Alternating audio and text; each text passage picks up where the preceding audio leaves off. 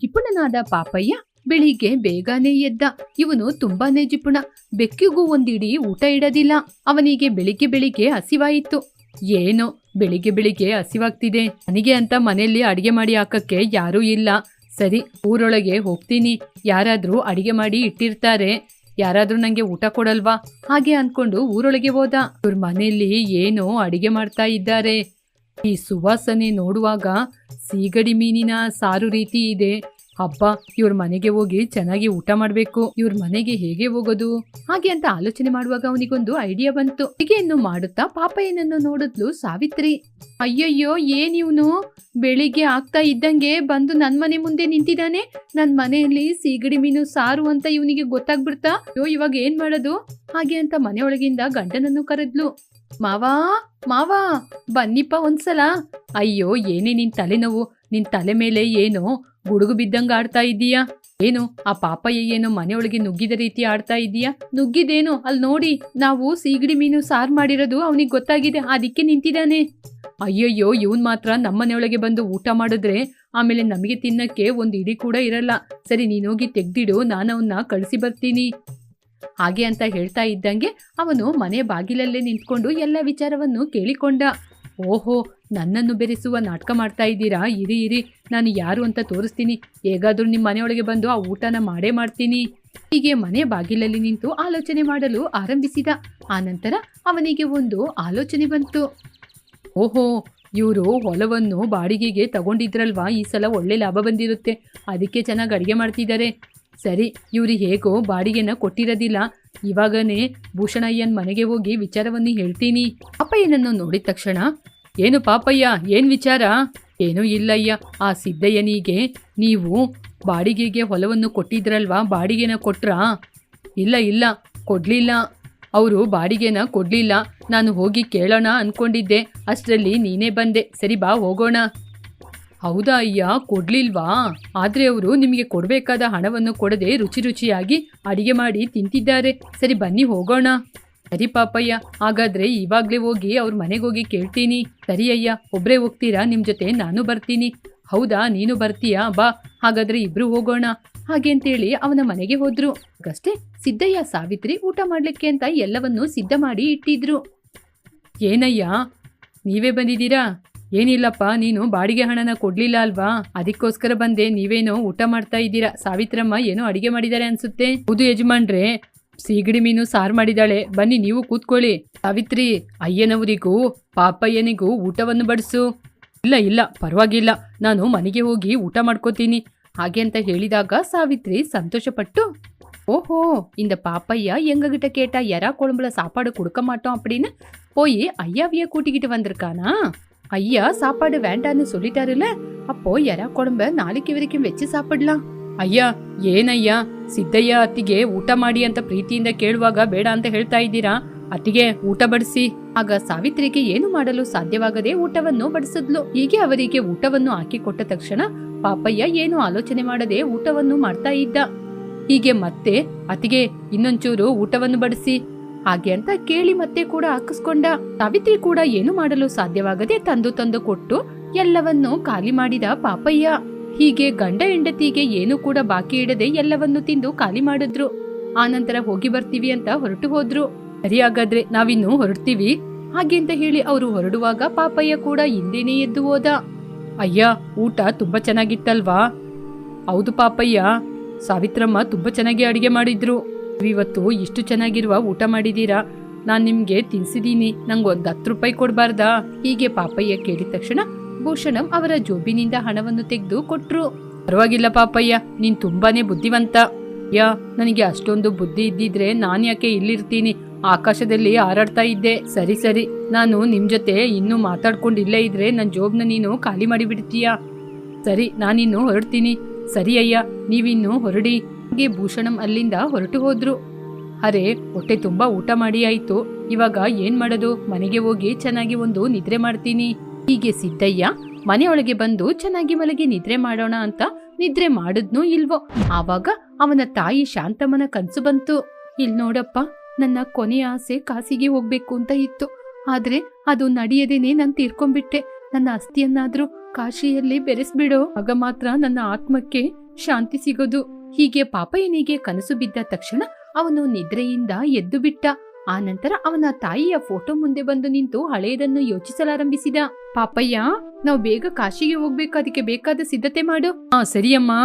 ಅಷ್ಟರಲ್ಲಿ ಪಾಪಯ್ಯನ ತಂದೆ ಕುಡಿದು ಬಂದು ಪೆಟ್ಟಿಗೆಯಲ್ಲಿರುವ ಹಣವನ್ನು ತೆಗೆದುಕೊಂಡು ಹೋಗೇ ಬಿಟ್ರು. ಶಾಂತಮ್ಮನಿಗೆ ಗಂಡನನ್ನು ಬೈಯಲಾಗಲಿಲ್ಲ. ನೋಡ್ದಪ್ಪ, ನಿಮ್ ತಂದೆ ನಾವು ಕೂಡಿಟ್ಟ ಹಣವನ್ನು ಹೇಗೆ ಖರ್ಚು ಮಾಡ್ತಿದ್ದಾರೆ ಅಂತ. ಇವಾಗ ನಾವು ಕಾಶಿಗೆ ಹೇಗೆ ಹೋಗೋದು? ಅಮ್ಮ, ನೀವೇನು ಚಿಂತೆ ಮಾಡ್ಬೇಡಿ, ನಾನು ಹೇಗಾದ್ರೂ ಮಾಡಿ ಕರ್ಕೊಂಡೋಗ್ತೀನಿ. ಹಾಗೆ ಅಂತ ಹೇಳಿ 3 ದಿನದಲ್ಲೇ ಅವರ ತಾಯಿ ಮಲಗಿದಲ್ಲೇ ಆದ್ರು. ಪಯ್ಯನನ್ನು ಕರೆದು, ಅಪ್ಪ ಇಲ್ಲಿ ನೋಡಪ್ಪ, ನನ್ನಿಂದ ಕಾಶಿಗಾದ್ರೂ ಹೋಗಕ್ಕಾಗ್ಲಿಲ್ಲ. ನನ್ ಸತ್ ಮೇಲೆ ನನ್ನ ಅಸ್ಥಿಯನ್ನು ಕಾಶಿಯಲ್ಲಿ ಕರಗಿಸೋ. ಹಾಗೆಲ್ಲ ಹೇಳ್ಬೇಡಮ್ಮ, ನಾನ್ ಕರ್ಕೊಂಡೋಗ್ತೀನಿ. ಇನ್ನು ನೀನ್ ಕರ್ಕೊಂಡೋದ್ರು ನನ್ನಿಂದ ಬರಕ್ಕಾಗಲ್ಲ ಕಣೋ, ಅಸ್ಥಿಯನ್ನು ಮಾತ್ರ ಕರಗಿಸಿ ಬಿಡು. ಹಾಗೆ ಅಂತ ಮಾತಾಡ್ತಾ ಕಣ್ಣು ಮುಚ್ಚಿದ್ರು. ನನ್ನ ತಾಯಿಯ ಆಸೆಯನ್ನು ಹೇಗಾದ್ರೂ ನೆರವೇರಿಸಲೇಬೇಕು, ಅದು ನನ್ನ ಕರ್ತವ್ಯ. ಕ್ಷಣ ಪೆಟ್ಟಿಗೆಯನ್ನು ತೆರೆದು ನೋಡಿದ, ಆದರೆ ಅದರಲ್ಲಿರುವ ಹಣ ಸಾಕಾಗಲಿಲ್ಲ. ತಕ್ಷಣ ಆ ಪೆಟ್ಟಿಗೆಯನ್ನು ಮತ್ತು ತಾಯಿಯ ಅಸ್ಥಿಯನ್ನು ತೆಗೆದುಕೊಂಡು ಭೂಷಣಂ ಅವರ ಮನೆಗೆ ಹೊರಟ. ಪಾಪಯ್ಯ, ಇವಾಗ ತಾನೇ ನನ್ನ ಮನೆಯಿಂದ ಹೋದೆ, ಅಷ್ಟು ಬೇಗ ಏನಾದ್ರೂ ಇಲ್ಲೇ ಮರ್ತು ಬಿಟ್ಟು ಹೋಗ್ಬಿಟ್ಟ? ಅಯ್ಯ, ನಾನು ಏನು ಮರ್ತಿಲ್ಲ. ನೀವು ಕಾಶಿಗೆ ಹೋಗಿದ್ದೀರಾ? ಆ ವಿಷಯವನ್ನು ಕೇಳೋಣ ಅಂತಾನೆ ಬಂದೆ. ಕಾಶಿಗ? ಇಲ್ಲ, ನಾನು ಹೋಗ್ಲೇ ಇಲ್ಲ. ಅಯ್ಯ, ನಿಮಗೆ ಒಂದು ವಿಷಯ ಗೊತ್ತಾ? ಶ್ರಾವಣ ಮಾಸದಲ್ಲಿ ಕಾಶಿಗೆ ಹೋದ್ರೆ ಲಕ್ಷಾಧಿಪತಿ ಆಗ್ತಾರಂತೆ. ಇಲ್ಲಪ್ಪ, ಅದೆಲ್ಲ ಬರೀ ಬುರುಡೆ. ಅಯ್ಯಯ್ಯೋ ಅಯ್ಯ, ಹಾಗೆಲ್ಲ ಹೇಳ್ಬೇಡಿ. ನಮ್ಮ ಊರಿನ ರಮಣಯ್ಯ ಇದ್ದಾರೆ ಅಲ್ವಾ, ಅವರು ಕಾಶಿಗೆ ಹೋಗಿ ಬಂದ ನಂತರನೇ ಹಾಗೆ ದೊಡ್ಡ ಮನುಷ್ಯರಾದದ್ದು. ನಮ್ಮ ಮನೆಗೆ ಹೋಗಿದ್ದಾಗ ಒಂದ್ಸಲ ನನ್ ಜೊತೆ ಹೇಳಿದ್ರು. ಹೌದಾ? ಹಾಗಾದ್ರೆ ನಾನು ಹೋಗ್ತೀನಿ. ಅಯ್ಯ, ಅದು ಕೂಡ ಶ್ರಾವಣ ಮಾಸದಲ್ಲೇ ಹೋಗ್ಬೇಕಂತೆ. ಸರಿ, ಯಾವಾಗ ಹೋಗೋಣಯ್ಯ? ಅಯ್ಯ, ಇದೇ ಶ್ರಾವಣ ಮಾಸ, ಈ ತಿಂಗಳಲ್ಲೇ ಹೋಗ್ಬೇಕು. ಆಗ ಭೂಷಣ ಯೋಚಿಸಲು ಆರಂಭಿಸಿದ್ರು. ಊರಿನ ದೊಡ್ಡ ಮನುಷ್ಯ ಆಗ್ಬೇಕಂದ್ರೆ ಕಾಶಿಗೆ ಹೋದ್ರೇನೆ ಆಗೋದು ಅಂದ್ರೆ ನಾನು ಕೂಡ ಆಗ್ಬೇಕು, ಅದ್ರಿಂದ ಹೋಗ್ಬೇಕು. ಸರಿ, ಬೇಗ ಗಾಡಿನ ರೆಡಿ ಮಾಡು, ನಾವು ಹೊರಡೋಣ. ಕಾಶಿಗೆ ಹೋಗಿ ಸ್ನಾನ ಮಾಡಿ ಬಂದ್ರೆ ನಾನು ಮಾಡಿದ ಪಾಪ ಎಲ್ಲ ಹೋಗಿ ನನಗೆ ಪುಣ್ಯ ಸಿಗುತ್ತೆ. ಸರಿ, ಹೋಗೋಣ ಅಂತ ದೀರ್ಘವಾದ ತೀರ್ಮಾನವನ್ನು ತೆಗೆದುಕೊಂಡ್ರು. ಸರಿ ಪಾಪಯ್ಯ, ನಾವಿಬ್ರು ಕಾಶಿಗೆ ಹೋಗೋಣ, ಎತ್ತಿನ ಗಾಡಿನ ಸಿದ್ಧಪಡಿಸು. ಸರಿ ಅಂತ ಅವನು ಕೂಡ ಒಪ್ಪಿಕೊಂಡ. ಬಾ, ನನಗೆ ಇಷ್ಟು ಸಾಕು. ಹಾಗೆ ಮನಸ್ಸಲ್ಲಿ ಸಂತೋಷವನ್ನು ಪಟ್ಟುಕೊಂಡ. ಆನಂತರ ಪಾಪಯ್ಯ ಗಾಡಿಯನ್ನು ಸಿದ್ಧಪಡಿಸಿಕೊಂಡು ಇಬ್ಬರು ಕಾಶಿ ಯಾತ್ರೆಗೆ ಹೊರಟ್ರು. ಹೀಗೆ ಅವರಿಬ್ಬರು ಹೋಗ್ತಾ ಇರುವಾಗ ಭೂಷಣಂಗೆ ಸಡನ್ಲಿ ಒಂದು ಯೋಚನೆಯಾಗಿ, ಪಾಪಯ್ಯ, ಗಾಡಿಯನ್ನು ನಿಲ್ಸು. ಪಾಪಯ್ಯ, ನಾನು ಕಾಶಿಗೆ ಹೋಗೋದು ನಾನು ಊರಿನ ದೊಡ್ಡ ಮನುಷ್ಯ ಆಗ್ಬೇಕು ಅಂತ. ನೀನು ಕೂಡ ನನ್ನ ಜೊತೆನೆ ಬರ್ತಾ ಇದ್ದೀಯಾ? ಆಗ ನೀನು ಕೂಡ ದೊಡ್ಡ ಮನುಷ್ಯ ಆಗ್ಬೇಕು ಅಂತ ಬೇಡ್ಕೊಂಡ್ರೆ ನೀನು ಆಗ್ತೀಯ ಅಲ್ವಾ? ಆವಾಗ ನಾನೇಗೆ ಆಗೋದು? ಆದ್ರಿಂದ ನೀನು ಬರ್ಬೇಡ, ಇಲ್ಲೇ ಇಳಿದೋಗು. ಅರ್ಧ ದಾರಿಗೆ ಬಂದ್ಮೇಲೆ ನೀನು ಹೊರಟೋಗು ಅಂದ್ರೆ ಹೇಗಯ್ಯ ಹೋಗೋದು? ನಿನಗೆ ಬಾಯಿಂದ ಹೇಳಿದ್ರೆ ಆಗೋದಿಲ್ಲ, ನೀನು ಬರ್ಬೇಡ, ಹೋಗೋ. ಹಾಗೆ ಅಂತ ಅವನನ್ನು ತಳ್ಳಿದ್ರು. ತಳ್ಳಿದಾಗ ಅವನ ಕೈಯಲ್ಲಿದ್ದ ಪೆಟ್ಟಿಗೆ ಕೆಳಗೆ ಬಿದ್ದು ಅದರಿಂದ ಮಡಿಕೆ ಕೂಡ ಕೆಳಗೆ ಬಂದು ಬಿತ್ತು. ಏನ್ ಪಾಪಯ್ಯ, ಆ ಮಡಿಕೆಯಲ್ಲಿ ಏನಿಟ್ಟಿದೀಯಾ? ಆ ಮಡಿಕೆಯಲ್ಲಿ ನನ್ನ ತಾಯಿಯ ಅಸ್ಥಿ ಅಯ್ಯ. ಇದೇ ನಮ್ಮ ತಾಯಿಯ ಕೊನೆಯ ಆಸೆ. ನಮ್ಮ ತಾಯಿಯ ಆಸೆಯಂತೆ ನಮ್ಮ ತಾಯಿನ ಕಾಶಿಗೆ ಕರ್ಕೊಂಡೋಗಕ್ಕಾಗಿಲ್ಲ. ಕೊನೆಯ ಆಸೆಯಾಗಿ ಅವರ ಅಸ್ಥಿಯನ್ನು ನೀರಲ್ಲಿ ಕರಗಿಸ್ಬಿಡ್ತೀನಿ. ಅದಕ್ಕೆ ಅಯ್ಯ, ಇಷ್ಟು ದಿನ ಜಿಪಣನಾಗಿ ಎಲ್ಲರ ಕೈಯಲ್ಲಿ ಒಂದೊಂದು ಮಾತು ಕೇಳ್ಕೊಂಡು ಕಷ್ಟಪಟ್ಕೊಂಡು ಇದ್ದೆ. ಆದ್ರೆ ಹಣ ಸಾಕಾಗ್ಲಿಲ್ಲ. ಆ ಮಾತು ಕೇಳಿದ ತಕ್ಷಣ ಭೂಷಣಂಗೆ ಬೇಜಾರಾಯಿತು. ಅಯ್ಯೋ ಪಾಪಯ್ಯ, ಇಷ್ಟು ದಿನ ಇಷ್ಟೊಂದು ಕಷ್ಟನ ಮನಸ್ಸಲ್ಲಿ ಅಡಗಿಸಿ ಹೇಗಪ್ಪ ನೀನು ಜೀವನ ಮಾಡ್ತಾ ಇದ್ದೆ? ಎಲ್ಲ ಮನುಷ್ಯನ ಜೀವನದಲ್ಲಿ ಏನಾದ್ರೂ ಒಂದು ಕಷ್ಟಗಳು ಬಂದೇ ಬರುತ್ತೆ. ನೀವು ಚಿಂತೆ ಮಾಡ್ಬೇಡ ಪಾಪಯ್ಯ. ನಿಮ್ಮ ತಾಯಿಯ ಕೊನೆಯ ಕೋರಿಕೆಯಂತೆ ನಾನ್ ನಿನ್ನ ಕಾಶಿಗೆ ಕರ್ಕೊಂಡೋಗ್ತೀನಿ. ನಿನ್ನ ಕರ್ಕೊಂಡೋಗೋದ್ರಿಂದ ನನಗೂ ಕೂಡ ಪುಣ್ಯನೇ ಸಿಗುತ್ತೆ. ಹಾಗೆ ಅಂತ ಹೇಳಿದಾಗ ಪಾಪಯ್ಯ ನಗ್ತಾ ಇದ್ದ. ನಾನು ಎಷ್ಟು ಜನ್ಮ ತಗೊಂಡ್ರು ನಿಮ್ ಋಣವನ್ನು ತೀರಿಸಲು ಸಾಧ್ಯವಿಲ್ಲ. ಏನ್ ಪಾಪಯ್ಯ ಹೀಗೆ ಮಾತಾಡ್ತಾ ಇರ್ತೀಯ?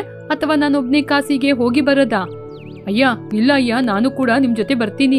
ಹಾಗೆ ಅಂತ ಅವರಿಬ್ಬರು ಕಾಶಿ ಯಾತ್ರೆ ಆರಂಭಿಸಿದ್ರು. ಇದೇ ಜಿಪುಣ ಪಾಪಯ್ಯನ ಕಾಶಿ ಯಾತ್ರೆ. ಪಕ್ಕದಲ್ಲಿ ಒಂದು ಹಳೆಯ ಬಾವಿ. ತಿಂಡಿ ತಿನಿಸನ್ನು ಮಾಡ್ತಾ ಇರುವ ವಾಸನೆ ಮನೆಯಿಂದ ಬರ್ತಾ ಇತ್ತು. ರೀ, ಎದ್ದೇಳ್ರಿ, ಮನೆಯಲ್ಲಿ ತಿಂಡಿ ಮಾಡುವ ಹಿಟ್ಟು ಖಾಲಿಯಾಗಿದೆ, ಹೋಗಿ ತಗೊಂಬನ್ನಿ. ಏನೇ ನಿಂದು ಬೆಳಿಗ್ಗೆ ರಾಮಾಯಣ? ಸ್ವಲ್ಪ ಹೊತ್ತು ನನ್ನ ನಿದ್ರೆ ಮಾಡಕ್ಕೆ ಬಿಡೆ. ಇನ್ನು ಎಷ್ಟೊತ್ತರಿ ನಿದ್ರೆ ಮಾಡ್ತೀರಾ? ಸಮಯ ಆಯ್ತು, ಬೇಗ ಎದ್ದೇಳ್ರಿ. ಸರಿ ಸರಿ ಇರು, ಎದ್ದೇಳ್ತೀನಿ. ಹಾಗೆ ಅಂತ ಸುಬ್ಬಾರಾವ್ ಸೋಂಬೇರಿಯಾಗಿ ಹಾಸಿಗೆಯಿಂದ ಎದ್ದ. ರೀ, ಈ ಬ್ಯಾಗ್ನ ತಗೊಂಡೋಗಿ ರಾಮಯ್ಯ ಅಂಗಡಿಯಿಂದ ಎಣ್ಣೆನು ಹಿಟ್ಟುನು ತಗೊಂಬನ್ರಿ. ನೋಡೆ ರತ್ನಮ್ಮ, ನನ್ ಜೊತೆ ಹಣ ಇಲ್ಲ ಕಣೆ. ಯಾವಾಗ ನೋಡಿದ್ರು ಹೀಗೆ ಮಲಗಿ ನಿದ್ರೆ ಮಾಡ್ತಾ ಇದ್ರೆ ಹೇಗೆ ರೀ ಕೈಯಲ್ಲಿ ಹಣ ಬರುತ್ತೆ? ಏನಿವಾಗ ನಿನ್ಗೆ ಹಿಟ್ಟು ಎಣ್ಣೆನು ತಗೊಂಬರ್ಬೇಕು ಅಷ್ಟೇ ತಾನೆ? ಸರಿ ಆಯ್ತು, ತಗೊಂಬರ್ತೀನಿ. ಹೇಗೆ ರೀ ತಗೊಂಬರ್ತೀರಾ? ನಾನು ಹೇಗಾದ್ರೂ ಮಾಡಿ ತಗೊಂಬರ್ತೀನಿ, ನೀನೋಗಿ ನಿನ್ ಕೆಲ್ಸ ನೋಡು. ಹಾಗೆಂತೇಳಿ ಅಪ್ಪಾರಾವ್ ಅಲ್ಲಿಂದ ಅಂಗಡಿಗೆ ಹೊರಟ. ಅಯ್ಯೋ, ಮನೆಯಲ್ಲಿ ರತ್ನಮ್ಮನ್ ಜೊತೆ ವಸ್ತುಗಳನ್ನ ತಗೊಂಬರ್ತೀನಿ ಅಂತ ದೊಡ್ಡ ದಿಮಾಕಿನಿಂದ ಹೇಳ್ಬಿಟ್ಟೆ. ಇವಾಗ ಏನಪ್ಪಾ ಮಾಡೋದು? ಏನಾದ್ರೂ ಮಾಡ್ಲೇಬೇಕು. ಹಾಗೆ ಅಂತ ಮುಂದೆ ಹೋಗ್ತಾ ಇದ್ದಾಗ ಅವನಿಗೆ ಸಾಲವನ್ನು ಕೊಟ್ಟಂತಹ ಸುಬ್ಬಯ್ಯ ದಾರಿಯಲ್ಲಿ ಸಿಕ್ಕಿದ. ಅಯ್ಯೋ, ಇವನೇನಪ್ಪ ಇಲ್ಲಿ? ಇವರೇನು ಬೆಳಿಗ್ಗೆ ಬೆಳಿಗ್ಗೆ ನನ್ ಮನೆ ಕಡೆ ಹೋಗ್ತಾ ಇದ್ದಾರೆ? ಹಾಗೆ ಅಂತ ಅವನು ಆಲೋಚನೆ ಮಾಡ್ತಾ ಇದ್ದಂಗೆ ಅವರ ಕಣ್ಣಿಗೆ ಬಿದ್ದ. ಸುಬ್ಬಯ್ಯ ಅಪ್ಪಾರಾವ್ನ ನೋಡಿ, ಏನಪ್ಪಾರಾವ್, ನನ್ ಜೊತೆ ಸಾಲ ತಗೊಂಡು ಎಷ್ಟು ದಿನ ಆಯ್ತು? ನನ್ನ ನೋಡುವಾಗೆಲ್ಲ ತಪ್ಪಿಸ್ಕೊಂಡು ಹೋಗ್ತಾ ಇದ್ದೀರಾ? ನಾನು ನಿಮ್ನ ನೋಡ್ಲಿಕ್ಕೋಸ್ಕರ ನಿಮ್ಮನೆ ಹತ್ರನೇ ಹೋಗ್ತಾ ಇದ್ದೆ. ಏನು, ನನ್ನ ಹಣ ಕೊಡ್ಲಿಕ್ಕೆ ನನ್ನನ್ನು ಹುಡ್ಕೊಂಡು ಬರ್ತಾ ಇದ್ದೀರಾ? ಇಲ್ಲ ಸುಬ್ಬಯ್ಯಣ್ಣ, ನಿಮಗೆ ಹಣ ಕೊಡಬೇಕು ಅಂತ ಸ್ವಲ್ಪ ಹಣವನ್ನು ತೆಗೆದಿಟ್ಟಿದ್ದೆ. ಇವಾಗ ಮನೆಯಿಂದ ಹೊರಟ ಮೇಲೆ ಎಲ್ಲಿ ಇಟ್ಟೆ ಅಂತ ನನಗೆ ಗೊತ್ತಾಗ್ತಾ ಇಲ್ಲ. ನನಗೆ ಸ್ವಲ್ಪ ಜ್ಞಾಪಕ ಶಕ್ತಿ ಕಡಿಮೆ. ಅಯ್ಯೋ, ರತ್ನಮ್ಮನ್ ಜೊತೆ ಕೊಟ್ಟಿಟ್ಟಿರ್ಬೋದಲ್ವಾ? ಅಯ್ಯಯ್ಯೋ, ರತ್ನಮ್ಮನ್ ಜೊತೆನಾ? ಬೇಡ ಬೇಡ, ಅವಳು ಮೊದ್ಲೇ ಚಿನ್ನಕ್ಕೆ ಹಣ ಬೇಕು ಅಂತ ಕೇಳ್ತಾ ಇದ್ದಾಳೆ. ಈ ಹಣ ಮಾತ್ರ ಅವಳು ಕಣ್ಣಲ್ಲಿ ಬಿದ್ರೆ ಆಮೇಲೆ ಅಷ್ಟೇ, ಈ ಹಣ ತಗೊಂಡೋಗಿ ಚಿನ್ನ ತಗೋತಾಳೆ ಅವಳು. அப்போ இப்ப என்ன பண்ணுவீங்க? என்ன பண்றதுன்னு எனக்கே தெரியல. சரி அப்பாராவ், நான் இப்போ கிளம்புறேன். நாளைக்காவது எனக்கு கொடுக்க வேண்டிய காசை என் வீட்டுக்கு வந்து கொடுத்துருங்க. இப்படி சுப்பையா ஒரு அடி காலை முன்னாடி எடுத்து வச்சாரோ இல்லையோ அதுக்குள்ள, ಸುಬ್ಬಯ್ಯಣ್ಣ, ನನಗೆ ಒಂದು ಸಹಾಯ ಮಾಡ್ತೀರಾ? ಏನಪ್ಪಾರಾವ್ ಹೇಳಿ. ರತ್ನಮ್ಮ ಸ್ವಲ್ಪ ವಸ್ತುಗಳನ್ನ ತಗೊಬನ್ನಿ ಅಂತ ನನ್ನ ಜೊತೆ ಹೇಳಿದ್ಲು. ಹೊರಗಡೆ ಬಂದ್ಮೇಲೆ ಜೋಬ್ನ ಮುಟ್ಟಿ ನೋಡ್ತಾ ಇದ್ದೀನಿ, ಹಣ ಎಲ್ಲಿಟ್ಟೆ ಅಂತ ನನಗೇನೆ ಯೋಚನೆ ಆಗ್ತಾ ಇಲ್ಲ. ಅದಕ್ಕೇನೆ ವಸ್ತುಗಳನ್ನ ತಗೊಂಡೋಗದೆ ಮನೆಯೊಳಗೆ ಹೋದ್ರೆ ಆಮೇಲೆ ಅವಳು ಏನು ಮಾಡ್ತಾಳೋ ಅಂತ ನನಗೆ ಗೊತ್ತಿಲ್ಲ. ಇವಾಗ ನನ್ನ ಜೊತೆ ಹಣ ಕೇಳ್ತಾ ಇದ್ದೀರಾ? ನಿಮಗೆ ಒಂದ್ಸಲ ಕೊಟ್ರೆ ನೀವು ಕೊಡಲ್ಲ. ಅಯ್ಯೋಯ್ಯೋ, ಇಲ್ಲ ಇಲ್ಲ, ಈ ಹಣನ ಕೊಟ್ಬಿಡ್ತೀನಿ. ನಾಳೆ ಬೆಳಿಗ್ಗೆನೆ ಹಣ ತಗೊಂಬಂದು ನನಗೆ ಕೊಡ್ತೀರಾ? ಖಂಡಿತ ಕೊಡ್ತೀನಿ. ಹೀಗೆ ಅಪ್ಪಾರಾವ್ ಕೇಳಿದ್ರಿಂದ ಸುಬ್ಬಯ್ಯ ಅವರು ಅಪ್ಪಾರಾವಿಗೆ ಹಣವನ್ನು ಕೊಟ್ಟು ಕಳಿಸಿದ್ರು. ಇಲ್ಲಿ ನೋಡಿ ಅಪ್ಪಾರಾವ್ ಅವರೇ, ನಾಳೆ ಬೆಳಿಗ್ಗೆನೆ ನನ್ನ ಹಣನ ತಂದ್ಕೊಡ್ಬೇಕು.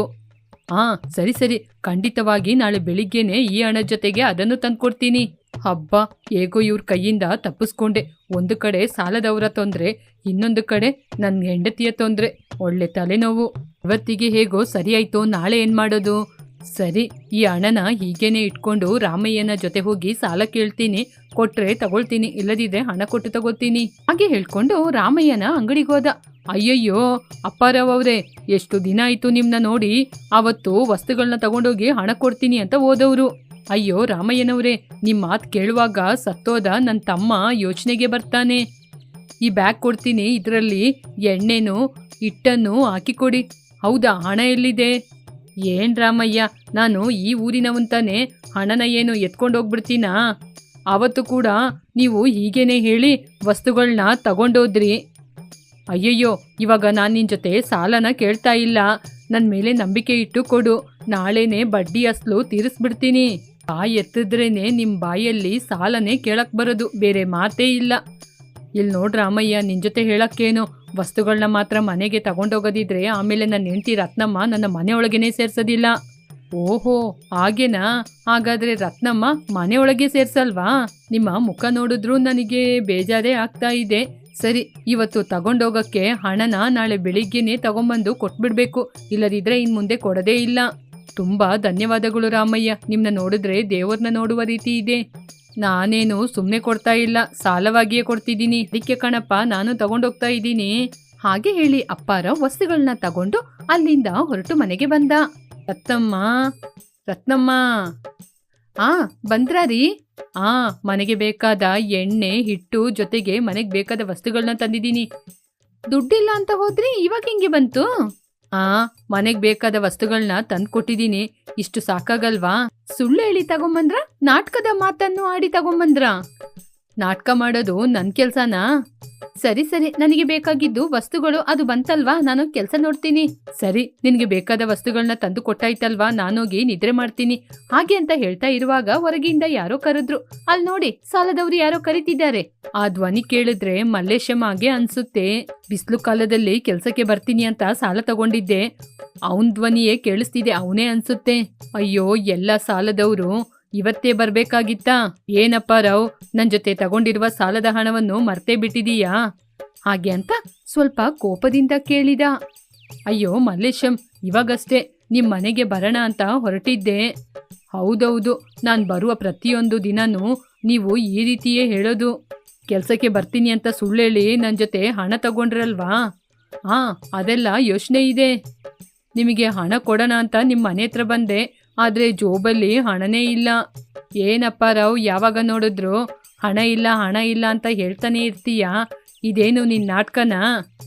ಇಲ್ಲ ಮಲ್ಲೇಶ, ನನ್ನ ಜೊತೆ ಹಣ ಇಲ್ಲ. ನಾಳೆನೇ ನಿಮ್ಮ ಹಣನ ನಿಮ್ಗೆ ತಿರುಗಿಸ್ಕೊಡ್ತೀನಿ. ನಿನ್ನ ಮಾತನ್ನ ನಾನು ನಂಬಲ್ಲ. ಪ್ರತಿ ಸಲ ಹೀಗೆ ತಾನೇ ಹೇಳ್ತೀಯಾ? ಈ ಸಲ ಪಂಚಾಯಿತಿ ಕರಿತೀನಿ.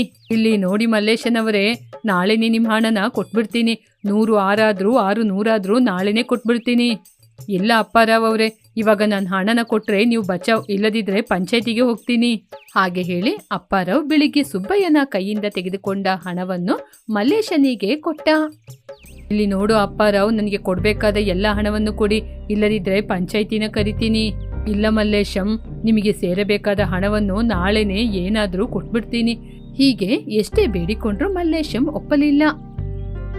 ಏನ್ ಮಲ್ಲೇಶ, ಯಾಕೆ ಪಂಚಾಯಿತಿಗೆ ಬಂದಿದ್ದೀರಾ? ಅಯ್ಯ, ಈ ಅಪ್ಪಾರಾವ್ ಬಿಸಿಲು ಕಾಲದಲ್ಲಿ ನನ್ನ ಜೊತೆ ಕೆಲಸಕ್ಕೆ ಬರ್ತೀನಿ ಅಂತ ಸಾಲವಾಗಿ ಸ್ವಲ್ಪ ಹಣವನ್ನು ತೆಗೆದುಕೊಂಡ್ರು. ಆದ್ರೆ ನನ್ನ ಜೊತೆ ಕೆಲಸಕ್ಕೂ ಬರೋದಿಲ್ಲ, ಹಣವನ್ನು ಕೊಡೋದಿಲ್ಲ. ನೀವೇ ಅಯ್ಯ ಏನಾದ್ರೂ ಮಾಡಿ ನನ್ನ ಹಣ ನನ್ನ ಕೈ ಸೇರುವ ಹಾಗೆ ಏನಾದ್ರೂ ದಾರಿ ಮಾಡಬೇಕು. ಇಲ್ಲದಿದ್ರೆ ಇವರು ನನ್ನ ಹಣವನ್ನು ಕೊಡೋದೇ ಇಲ್ಲ. ಏನಪ್ಪ ರಾವ್, ಮಲ್ಲೇಶಂ ಹೇಳಿದ್ದು ನಿಜಾನಾ? ತುಂಬಾ ಜನರು ನಿಮ್ಮ ಮೇಲೆ ಪುಕಾರನ್ನು ಕೊಟ್ಟಿದ್ದಾರೆ. ನೀವು ತುಂಬಾ ಜನರ ಜೊತೆ ಸಾಲವನ್ನು ತೆಗೆದುಕೊಂಡಿದ್ದೀರಾ. ಅಯ್ಯ, ಅದೆಲ್ಲ ಏನೂ ಇಲ್ಲ ಅಯ್ಯ. ಬಾಯಿ ಮುಚ್ಚು ಅಪ್ಪಾರಾವ್, ನೀವಾಗಿಯೇ ಯಾರ್ಯಾರಿಗೆ ಎಷ್ಟು ಹಣ ಕೊಡಬೇಕು ಅಂತ ನೀವಾಗಿಯೇ ಹೇಳ್ಬಿಡಿ. ಹಾಗೆ ಅಂತ ಕೋಪದಿಂದ ಕೇಳಿದ್ರು. ಅಯ್ಯ, ಮಲ್ಲೇಶಂ ಜೊತೆ ಒಂದು 10,000 ತಗೊಂಡಿದ್ದೀನಿ. ಹಾಗೇನೆ ಸುಬ್ಬಯ್ಯನ್ ಜೊತೆನೋ ಒಂದು 30,000 ತಗೊಂಡಿದ್ದೀನಿ. ಹೀಗೆ ಹೊರಗಡೆ ಸಣ್ಣ ಪುಟ್ಟ ಸಾಲ ಮಾಡಿದ್ದೀನಿ. ಹೀಗೆ ಆ ದೊಡ್ಡ ಮನುಷ್ಯರು ಅಪ್ಪಾರಾವ್ ಸಾಲವನ್ನು ನೋಡಿ ಆಶ್ಚರ್ಯಪಟ್ರು. ಇವಾಗ ಏನ್ ಮಾಡೋದು ಮಲ್ಲೇಶಂ? ಈ ವಿಷಯ ತಿಳಿದ ತಕ್ಷಣ ತುಂಬಾ ಜನರು ಅವನ ಮೇಲೆ ಪುಕಾರನ್ನು ಕೊಡ್ಲಿಕ್ಕೋಸ್ಕರ ಪಂಚಾಯಿತಿಗೆ ಬಂದ್ರು. ಹೌದಯ್ಯ, ಈ ವ್ಯಕ್ತಿ ನಮ್ಮ ಬಳಿಯೂ ಕೂಡ ತುಂಬಾ ಸಾಲವನ್ನು ತೆಗೆದುಕೊಂಡಿದ್ದಾನೆ. ಅಯ್ಯ, ನೀವೇ ನಮ್ಮ ಹಣವನ್ನು ನಮಗೆ ಕೊಡಿಸ್ಬೇಕು. ಇಲ್ಲಿ ನೋಡು ಅಪ್ಪಾರಾವ್, ನೀವು ಹೇಗೆ ಕೆಲಸ ಮಾಡಿ ಎಲ್ಲರ ಸಾಲವನ್ನು ತೀರಿಸ್ತೀರಾ ಅಂತ ನಂಗೆ ಗೊತ್ತಾಗ್ತಿಲ್ಲ. ಇನ್ನು 1 ತಿಂಗಳಲ್ಲಿ ಹಣ ಕೊಡಬೇಕು. ಅಯ್ಯ, ಇಲ್ಲಿ ನೋಡಿ ಅಯ್ಯ, 1 ತಿಂಗಳಂದ್ರೆ ಹೇಗಯ್ಯ? ಸ್ವಲ್ಪ ದೊಡ್ಡ ಮನಸ್ಸು ಮಾಡಿ. ಇಲ್ಲಿ ನೋಡು ಅಪ್ಪಾರಾವ್, ನಿನಗೆ ಕೇವಲ ಒಂದೇ 1 ತಿಂಗಳು ಟೈಮು. ಸರಿ ಅಯ್ಯ, ನಾನು ಆದಷ್ಟು ಬೇಗ ಹೇಗಾದ್ರೂ ಕೆಲಸಕ್ಕೆ ಹೋಗಿ ಎಲ್ಲರ ಸಾಲವನ್ನು ತೀರಿಸ್ಬಿಡ್ತೀನಿ. ಹೀಗೆ ಅಂದಿನಿಂದ ಆರಂಭವಾಯಿತು ಅವನ ಕೆಲಸ.